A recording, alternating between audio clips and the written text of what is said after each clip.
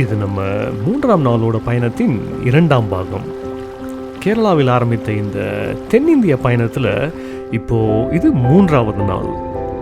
இன்று முழுவதும் கூர்க் எப்படி இருக்கும்னு சுற்றி பார்க்கலாம் வாங்க. சும்மா சுற்றுலா பயணிகள் குவியும் இடங்களுக்கு போய் கூட்ட நெரிசலில் போட்டி போட்டுக்கிட்டு இருக்காமல் அதிக கூட்டமில்லாத சாலைகளில் நாமும் நம் மோட்டார் பைக்குகளும் மட்டும் ஒரு ரைடு போகலாம் வாங்க. அதுக்கு நாங்கள் தேர்ந்தெடுத்த முதல் இடம் பார்த்தீங்கன்னா கோட்டே அபே அப்படிங்கிற ஒரு நீர்வீழ்ச்சி. இந்த இடத்துக்கு போகிறதுக்கு ரொம்பவே சுலபம். நெடுஞ்சாலையிலிருந்து இந்த சின்ன சாலை வழியாக எளிதாக போயிடலாம்.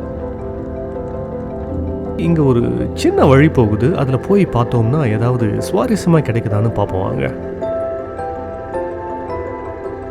ஓ, இந்த ஆறு தான் நம்ம இந்த சாலையில் வரும்போது பார்த்தது.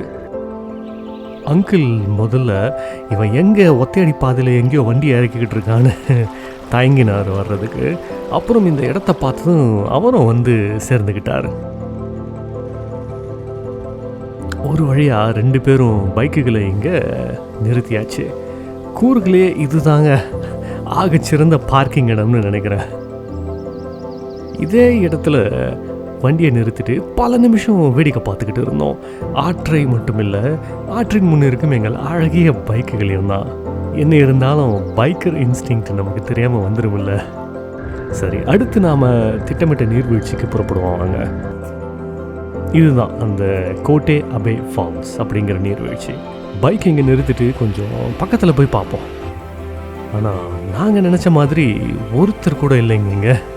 ஒரு பரபரப்பான இடமா இருக்கும்னு நினச்சோம், ஆனால் அப்படி இல்லை. நாம், நம்ம பைக், இந்த இயற்கை, இதுக்கு மேலே எப்படி ஒரு நாளை சிறப்பாக ஆரம்பிக்க முடியும் சொல்லுங்கள்?